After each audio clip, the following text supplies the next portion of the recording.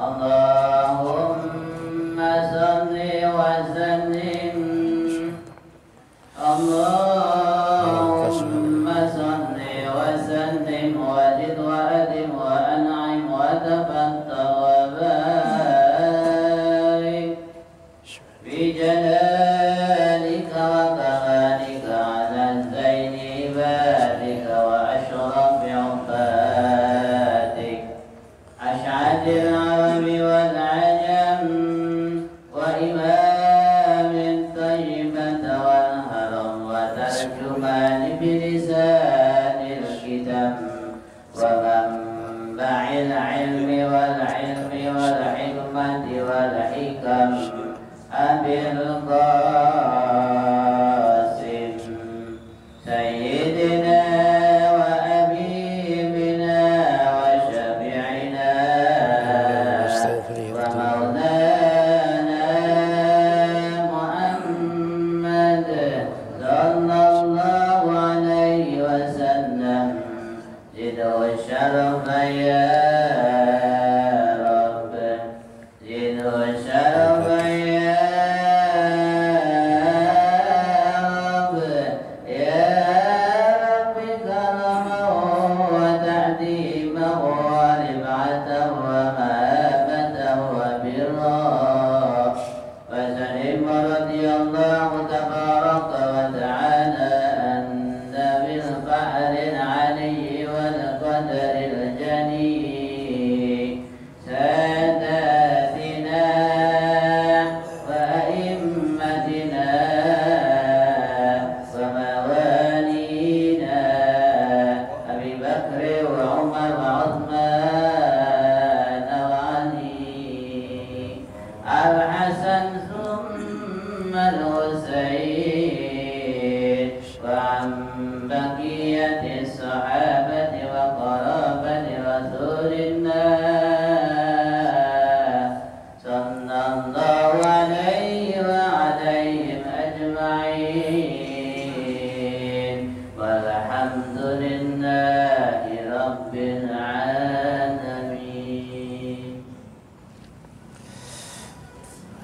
Assalamualaikum warahmatullahi wabarakatuh. Bismillahi alhamdulillah wala hawla wala quwwata illa billahil aliyyil azim. Asyhadu an la ilaha illallah wahdahu la syarika lah wa asyhadu anna Muhammadan abduhu wa rasuluh la nabiyya ba'dah. Allahumma salli wa sallim wa barik ala Sayyidina Muhammadin wa ala alihi wa sahbihi ajma'in, amma ba'du. Yang kami hormati para ulama, para ustadz, hadirin hadirat, bapak-bapak, ibu-ibu yang dimuliakan Allah Subhanahu wa taala. Alhamdulillah, Allah Subhanahu wa taala masih memberikan kesempatan kepada kita, masih memberikan kekuatan kepada kita, masih memberikan kemudahan kepada kita, sehingga kita masih bisa melaksanakan salat maghrib secara berjamaah. Kita lanjutkan dengan majelis taklim. Ini semata-mata karena hidayah dan kekuatan daripada Allah Subhanahu wa taala. Maka mudah-mudahan seluruh ibadah yang kita lakukan diterima oleh Allah Subhanahu wa taala, menjadi sebab dosa kita diampunin oleh Allah, menjadi sebab dosa orang tua kita, mertua kita, guru-guru kita, keluarga kita, orang kampung kita, bahkan umat seluruh alam diampunin oleh Allah, menjadi sebab selamat daripada api neraka dan masuk surga tanpa dihisab oleh Allah Subhanahu wa taala. Kita lanjutkan taklim kita. Bismillahirrahmanirrahim. Qala musannif rahimakumullah. Warawal Qasimu an Abi Umamah al-Bahili radhiyallahu anhu anna Nabi sallallahu alaihi wasallam qala sahibul yamin aminun ala sahibis shimal, di mana Al-Qasim meriwayatkan dari Abi Umamah al-Bahili, Rasulullah sallallahu alaihi wasallam bersabda bahwasanya sahibul yamin ini termasuk malaikat yang pencatat amal baik yang sebelah kanan ini yang jelas lebih berpengaruh ala sahibis shimal atau lebih tinggi derajatnya daripada malaikat pencatat keburukan, sehingga faidha amal al-abdu hasanatan katabalahu sahibul yamin asratan. Dan jika seorang hamba melakukan satu kebaikan, maka malaikat yang tugasnya mencatat kebaikan itu mencatat 10 kebaikan. Jadi apabila seorang hamba melaksanakan satu kebaikan, dicatatnya menjadi 10 kebaikan. Jadi kita satu sholat dicatatnya 10 sholat, Pak. Misalnya kita baca satu huruf dicatatnya 10 huruf. Ini merupakan satu kemurahan daripada Allah Subhanahu wa taala. Jadi kebaikan yang kita lakukan dilipat gandakan. Dicatat oleh malaikat yang bagian pencatat kebaikan, malaikat sebelah kanan, yaitu dengan mencatat satu kebaikan dilipat gandakan menjadi 10 kebaikan. Wa idza amala sayi'atan, dan apabila seorang hamba ini melakukan satu keburukan, fa arada ay yaktubaha sahibus shimal, dan pada saat itu malaikat yang sebelah kiri yang bagian mencatat keburukan ini mau menulisnya. Jadi ada seseorang hamba melakukan dosa, akan ditulis dosa itu oleh malaikat yang pencatat dosa, pencatat keburukan. Qala sahibul yamin, maka malaikat yang bagian pencatat kebaikan ini memberikan perintah atau mempengaruhi kepada malaikat yang pencatat keburukan. Apa katanya? Amsik, jangan tulis dulu. Ini kata malaikat yang pencatat kebaikan, sahibul yamin. Jadi di saat ada seorang hamba melakukan sebuah kesalahan mau dicatat oleh sahibul shimal, kata sahibul yamin, amsik, tahan dulu. Artinya jangan ditulis dulu itu keburukan, biarkan dulu. Fayamsaku sitta sa'atin aw sab'a sa'atin, sehingga sahibul shimal, malaikat yang bagian pencatat daripada keburukan tadi kagak jadi nulis tuh. Masih dikasih jangka waktu. Sampai kapan? Sampai 6 jam atau 7 jam. Itu ya. Jadi tidak dicatat dulu sampai nunggu 6 jam atau 7 jam. Fa in istaghfarallah lam yaktub alai syai'an. Dan apabila seseorang tadi yang habis melaksanakan dosa kemudian dikasih waktu untuk bertobat kepada Allah Subhanahu wa taala 6 atau 7 jam, kemudian seorang tadi beristighfar, maka sahibus shimal, malaikat yang bagian mencatat keburukan tadi, tidak menulis satu dosa pun kepada seorang hamba yang melakukan dosa dan beristighfar kepada Allah Subhanahu wa taala. Ini merupakan satu kemuliaan bagi kita seorang hamba yang lemah, hamba Allah Subhanahu wa taala, yang kita ibadahnya asal-asalan, kita banyak berbuat dosa, namun dosa yang kita perbuat ini tidak langsung dicatat, tapi dikasih tempo agar supaya bertobat kepada Allah Subhanahu wa taala. Di saat bertobat enggak dicatat apa-apa itu. Wa illam yastaghfir yaktubu alaihi sayi'atan wahidatan. Dan apabila seorang hamba tadi tidak bertobat, melakukan perbuatan dosa, udah ditunggu sampai 6 jam atau 7 jam barangkali beristighfar kepada Allah, bertobat kepada Allah, dan ternyata masih nggak tobat ini orang. Sudah dikasih kesempatan masih nggak mau tobat. Yang akhirnya apa? Yang akhirnya ditulis satu dosa. Jadi kalau berbuat baik, satu kebaikan ditulis menjadi 10 kebaikan. Tapi kalau berbuat dosa dan gak istighfar kepada Allah sampai waktu yang ditetapkan, maka hanya ditulis satu dosa oleh malaikat tadi. Ini kan termasuk kabar gembira, Pak. Kabar gembira bagi kita semuanya. Cuman ya jangan mentang-mentang seperti itu lalu kita banyak melakukan daripada dosa kepada Allah Subhanahu wa taala. Yang jadi permasalahan misalnya, nanti kan saya juga diampunin oleh Allah kalau istighfar. Lah iya kalau kita bisa istighfar, kalau enggak. Misalnya kita meremehkan, berbuat dosa, istighfar juga diampunin oleh Allah. Yang jadi permasalahan itu takut-takutnya kita nggak bisa istighfar. Mulut kita terasa keluh, hati kita nggak ada niat istighfar. Itulah yang jadi permasalahan. Artinya apa? Artinya kabar gembira yang semacam ini jangan sampai membuat kita terlena atau bahkan membuat kita itu sembrono, ya, tidak menjaga daripada dosa kepada Allah Subhanahu wa taala. Justru dengan kemurahan-kemurahan Allah yang semacam ini kita harus sangat berhati-hati. Kita harus selalu menjaga, berusaha semaksimal mungkin jangan sampai terjatuh kepada yang namanya dosa.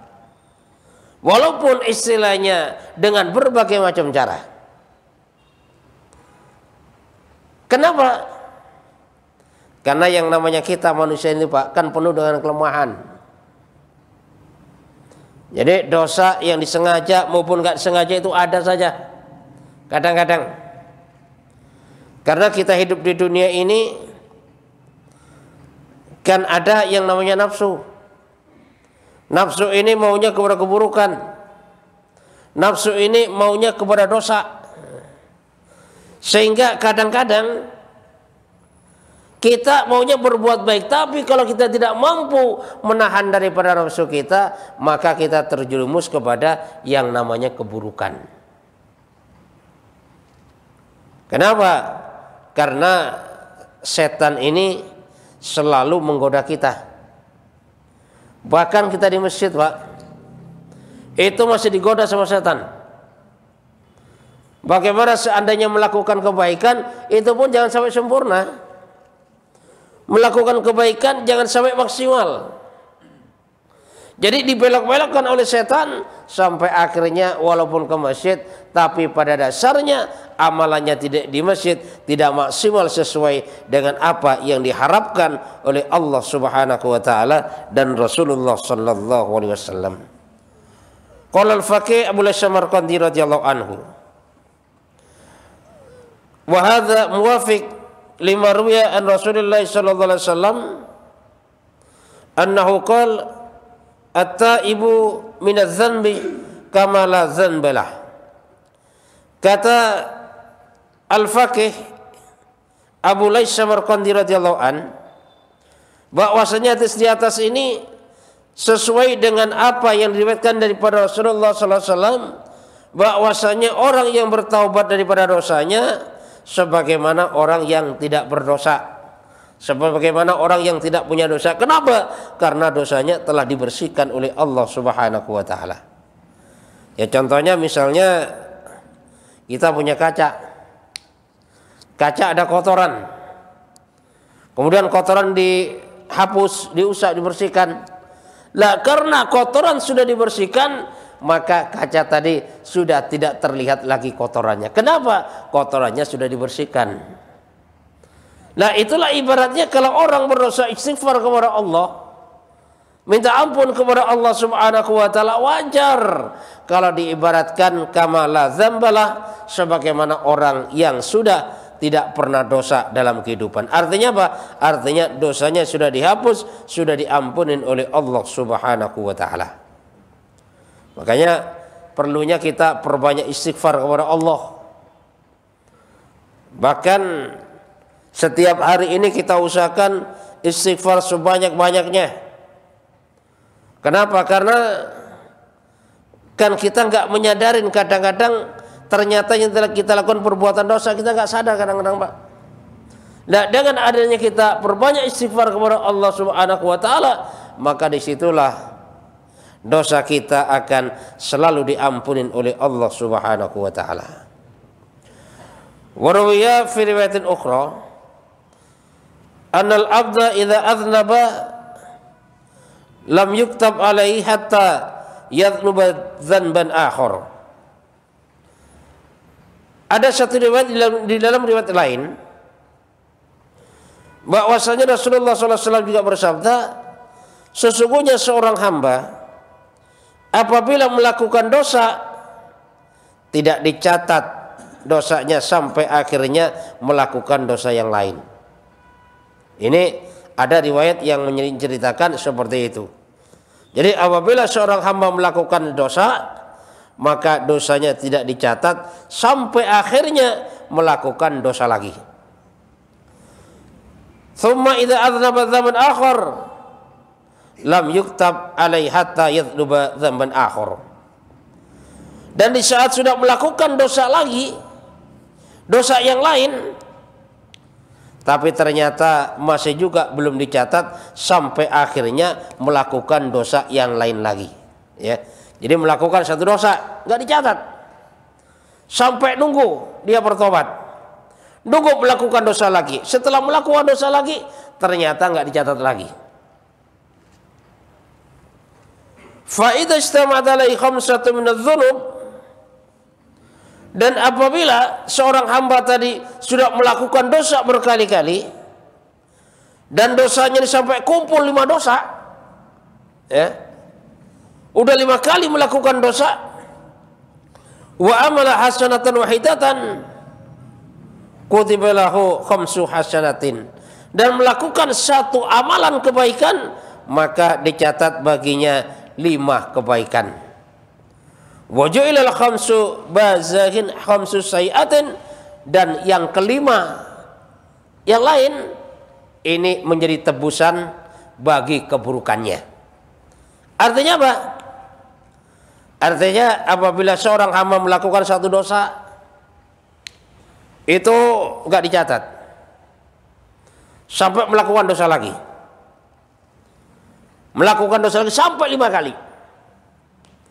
Setelah berkumpul 5 dosa dengan melakukan satu kebaikan, maka satu kebaikan yang dilakukan tadi ini dicatat menjadi 5 kebaikan. Kemudian yang 5 kebaikan lagi itu sebagai penghapus daripada dosa-dosa. Artinya kalau kita kaitkan kepada hadis pertama tadi, bahwasanya satu kebaikan yang dilakukan oleh seorang hamba dicatat menjadi 10. Lah makanya 10 ini dibagi 2 riwayat yang lain.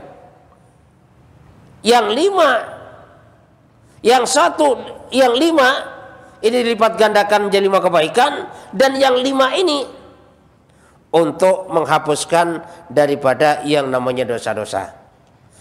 Fayasu inda dzalika iblisu alaihi la'na, maka pada saat itu iblis menjerit. Jadi dalam kondisi seperti itu iblis sudah berupaya menggelincirkan agar supaya manusia berbuat dosa, agar supaya manusia bermaksiat kepada Allah Subhanahu wa taala. Ternyata satu maksiat belum dicatat, satu dosa belum dicatat, sampai 5 dosa baru dicatat. Dan dengan 5 dosa tadi kemudian beramal baik, taubat istighfar kepada Allah Subhanahu wa taala, maka keburukannya dihapus oleh Allah Subhanahu wa taala. Maka dalam kondisi seperti itu iblis itu menjerit. Kenapa? Karena udah merasa gagal. Wa yaqulu kaifa astati'u ala ibni Adam. Kata iblis, bagaimana kalau begini kondisinya? Saya tidak mampu melawan anak Adam, kata iblis. Wa inni wa ijtahadtu alaihi yubtal bi khamsati hasanat wa bi khamsi yubtal bi hasanatin wahidatin jami'u jukti, kata iblis. Karena di saat saya sudah bersusah payah bersusah payah menggelincirkan manusia, menipu manusia supaya manusia berbuat dosa, supaya manusia berzina, supaya manusia berani kepada orang tuanya, supaya manusia meninggalkan sholat. Sudah sekuat tenaga diupayakan sampai akhirnya banyak orang berdosa, tapi ternyata dosa yang dilakukan tadi itu bisa dibatalkan oleh Allah gara-gara melakukan satu kebaikan. Dan bahkan semua usahanya itu gagal iblis. Dan ini merupakan tantangan Allah Subhanahu wa taala yang untuk menjawab daripada perkataan iblis bahwasanya iblis ini tidak akan berpisah daripada anak Adam, selalu menggoda dan menggelincirkan sampai akhirnya anak Adam ini meninggal dunia. Maka dijawab oleh Allah, setiap taubatnya akan diterima, keburukan yang dilakukan apabila bertobat akan diganti dengan kebaikan oleh Allah Subhanahu wa taala. Dan ini merupakan satu kemurahan, satu kasih sayang daripada Allah Subhanahu wa taala. Makanya hendaklah kita selalu menjaga istighfar kita kepada Allah, ya. Karena Allah Subhanahu wa taala firman, "Innahu kana lil awwabina ghafura." Jadi Allah Subhanahu wa taala ini termasuk mengampuni kepada orang-orang yang bertaubat.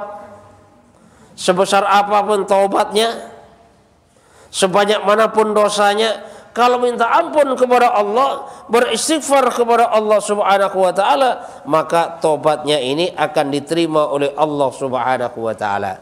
Cuman Pak, kadang-kadang yang jadi masalah ini di saat orang sudah terbiasa melakukan dosa, mau beristighfar ini berat. Ya. Jadi di saat orang sudah banyak daripada dosa, mau ucapan astagfirullah itu berat. Mau bertobat berat, istighfar berat. Adanya apa? Adanya semakin asik dalam melakukan daripada yang namanya dosa-dosa. Ya. Maka tanda-tanda orang itu dosanya banyak, Pak. Itu untuk kebaikan itu berat banget.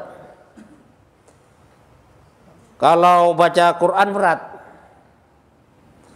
Tapi kalau WA, Pak, Masya Allah, itu dari A sampai Z dibaca tuh. Ya. Pokoknya nggak ada yang ketinggalan. Apalagi kalau udah isinya macam-macam, oh udah istilahnya mantap banget dah. Seperti surat kabar, dibaca dari awal sampai akhir. Tapi kalau Quran berat. Ya kan? Padahal Quran ini termasuk salah satu yang akan memberikan syafaat kepada kita. Nah, makanya Quran kita baca satu huruf, itu dilipat gandakan menjadi 10 huruf oleh Allah Subhanahu wa taala. Makanya kita usahakan dalam sehari semalam minimal 10 ayat itu kita baca, itu minimal. Dalam sehari semalam, terserah. Mau malam silakan, mau siang silakan, mau pagi silakan. Yang penting intinya Quran itu kita baca 10 menit saja, itu sudah lebih beberapa ayat. Dan itu termasuk salah satu tanda cinta kita pada Quran. Dan kita baca Quran pada dasarnya itu nanti akan melebur daripada dosa-dosa kita. Dosa yang selama ini kita lakukan, dosa yang selama ini kita perbuat, dengan baca Quran maka dosa-dosa itu akan dibatalkan oleh Allah Subhanahu wa taala, bahkan akan diganti dengan kebaikan-kebaikan.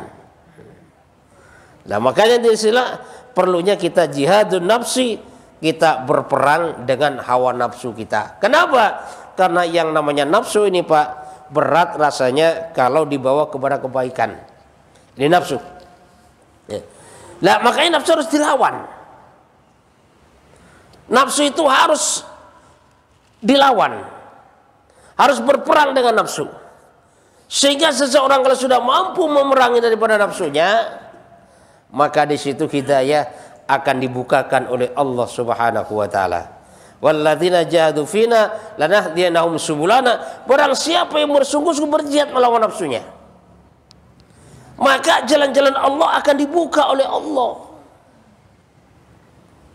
Nah, kita habis maghrib maunya nafsukan pulang aja dah ke rumah. Ya bercandalah sama anak, sama istri, sama cucu. Ya nonton TV lah, cara kan bagus-bagus habis maghrib. Itu maunya nafsu.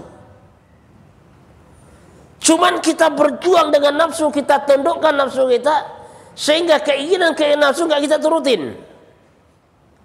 Kita belajar mengikuti keinginan Allah Subhanahu wa taala. Kita duduk majelis taklim walaupun dengan berat hati, walaupun istilahnya pinggang rasanya sakit, kita tahan sampai isya nanti, maka itu bentuk daripada perjuangan melawan nafsu. Lah orang yang kuat menahan nafsu yang semacam itu, maka pintu hidayah akan dibuka oleh Allah Subhanahu wa taala. Ya sedikit demi sedikit, maka nanti akan diberikan kepahaman oleh Allah. Cuman sekarang Pak, yang masih berat itu, jihadun nafsi itu, kalau majelis taklim itu duduk secara sunnah ini berat. Memang sudah mampu kita duduk di majelis taklim, cuman duduk secara sunnah yang dulu diajarkan oleh para sahabat, ini yang belum mampu. Bagaimana dulu malaikat Jibril datang kepada Rasulullah SAW, langsung duduk di depannya dalam keadaan iftiras, kemudian lutut dan lutut ini bersatu, ditempelkan, kemudian nanya masalah Islam, nanya masalah iman, nanya masalah ihsan. Dan sebenarnya pada saat itu malaikat Jibril itu mengajarkan bagaimana duduknya majelis taklim, yaitu dengan duduknya rapat-rapat. Nah inilah yang masih jarang dilakukan, bahkan di masjid-masjid mana saja jarang dilakukan. Artinya apa? Artinya duduknya majelis taklim ini masih disesuaikan dengan nafsunya, bukan disesuaikan dengan apa yang dicontohkan oleh Rasul dan para sahabatnya. Sehingga apa? Sehingga kalau seseorang mampu melaksanakan duduk majelis taklim sebagaimana duduknya para sahabat Rasulullah SAW, maka kepahaman akan semakin diberikan oleh Allah Subhanahu wa taala. Makanya banyak kalau majelis taklim di masjid mana-mana itu, ya memang kadang-kadang mojok-mojok Pak, ada pojok sana, pojok sini, jarang yang rapat, itu jarang. Kecuali memang orang sudah terbina imannya, sudah siap melaksanakan perintah Allah Sunnah Rasul, maka di situ siap untuk duduknya rapat-rapat, ya, sebagaimana yang dicontohkan oleh Rasulullah SAW. Duduk rapat-rapat itu akan mengundang hidayah daripada Allah Subhanahu wa taala. Sehingga kebaikan dibuka oleh Allah, kebaikan dibuka oleh Allah, sampai akhirnya dia itu akan merasa nikmat melaksanakan daripada yang namanya kebaikan. Makanya kita itu perlunya ada tirakat Pak. Tirakat itu istilah orang Jawa, riyadoh. Riyadoh itu ya istilahnya jihadun nafsi. Jadi perang melawan hawa nafsu, agar supaya kita tidak dicengin melulu. Karena selama ini kan kita dicengin melulu kalau nafsu, sehingga bawaannya males melulu, bawaannya pengen tidur melulu. Itu nafsu semuanya itu. Ibadah berat banget rasanya. Tapi kalau mancing seharian kuat sampai nggak sholat. Itu ada itu Pak. Malam banting gaple semalaman, giliran subuh ngorok. Nah ini tanda-tanda orang yang diperbudak oleh nafsunya. Nah kalau sampai malaikat Israel datang kepadanya dan belum bertobat kepada Allah Subhanahu wa taala, bagaimana nasibnya di kubur besok? Bagaimana nasibnya saat dibangkit dari alam kubur? Bagaimana nasibnya di padang mahsyar? Bagaimana nasibnya melintas sirat? Lalu bagaimana nasibnya di akhirat besok? Surga atau neraka itu loh. Lah makanya dalam kehidupan kita ini yang tidak disukai oleh nafsu dan itu perintah Allah, itulah yang harus kita cari. Jadi untuk mencari ridha Allah itu perintah Allah sunnah Rasul, tapi nafsu nggak suka, itulah yang harus kita jalanin. Kenapa? Karena dengan kita menjalankan itu, maka disitulah kita akan menang melawan daripada nafsu kita. Dan memang Pak, dalam setiap kegiatan kadang-kadang kan semangatnya di awal. Misalnya majelis taklim, udah awal semangat banget. Bahkan satu kampung datang semuanya. Kenapa di awal tuh? Lah makanya nanti akan sampai kepada suatu titik di mana ada yang namanya titik jenuh. Lah di saat sampai kepada titik jenuh itulah pada saat itu kesempatan kita untuk melawan daripada yang namanya jenuh tadi. Sifat bosan kita lawan. Sehingga di saat kita mampu mengalahkan daripada sifat jenuh tadi, mampu melawan sifat bosan tadi, maka kita akan mencapai suatu titik, yaitu orang yang bisa istiqomah. Itu kan. Makanya kan kadang-kadang 100 orang itu awal majelis taklim datang. Makanya nanti kira-kira 2, 3, 4 kali, 5 kali itu sudah berkurang, Pak. Kenapa? Karena rata-rata tidak mampu untuk melewati daripada yang namanya titik jenuh. Sehingga pulang aja dah. Padahal di rumah juga ngapain? Ya kan? Padahal di rumah juga paling juga diam. Di rumah juga paling tiduran. Di rumah juga paling bercanda sama anak istri. Sehingga lama-lama akan diperbudak oleh yang namanya nafsu. Kalau orang sudah diperbudak oleh yang namanya nafsu, maka melakukan kebaikan ini terasa berat. Berat banget. Tapi kalau melaksanakan keburukan, ini terasa ringan. Makanya kalau ada sifat-sifat yang demikian dalam diri kita, maka kita segera berusaha beristighfar kepada Allah. Kita berusaha bertobat kepada Allah Subhanahu wa taala. Kita lawan yang sekiranya perbuatan itu berat, tapi diridhai oleh Allah Subhanahu wa taala. Karena dengan kita melawan demikian, maka kita akan sampai kepada suatu titik, yaitu yang namanya istiqomah, melaksanakan ibadah kepada Allah Subhanahu wa taala. Tapi di saat kita tidak mampu melawan jenuh tadi, melawan rasa bosan tadi, maka pada dasarnya dalam kehidupan kita ini akan banyak dipermainkan. Jangankan anak muda, orang tua saja banyak yang hidupnya itu dipermainkan. Kenapa? Karena tidak mampu melewati yang namanya titik jenuh atau perasaan bosan tadi. Harus kita paksa, Pak. Diri kita harus kita paksa. Karena kalau nggak memaksa diri sendiri, siapa yang memaksa? Orang lain nggak mungkin maksa. Jangankan maksa, ngingetin aja kadang-kadang nggak. Lah makanya dengan kita banyak duduk majelis taklim, sehingga kita nanti tahu bagaimana caranya hidup, bagaimana caranya arahan Allah dan Rasulullah, bagaimana kita bisa mencapai daripada yang namanya sifat istiqomah, maka akan didapatkan di saat kita sering dan istiqomah rajin duduk di majelis taklim. Mudah-mudahan Allah Subhanahu wa taala memberikan kepahaman kepada kita sehingga kita diberikan sifat istiqomah oleh Allah Subhanahu wa taala sampai kapan? Sampai akhirnya kita meninggal dunia membawa iman kepada Allah, husnul khatimah, selamat daripada api neraka dan masuk surga tanpa dihisab oleh Allah Subhanahu wa taala. Subhanakallahumma bihamdika asyhadu an la ilaha illa anta astaghfiruka wa atubu ilaik. Assalamualaikum warahmatullahi wabarakatuh.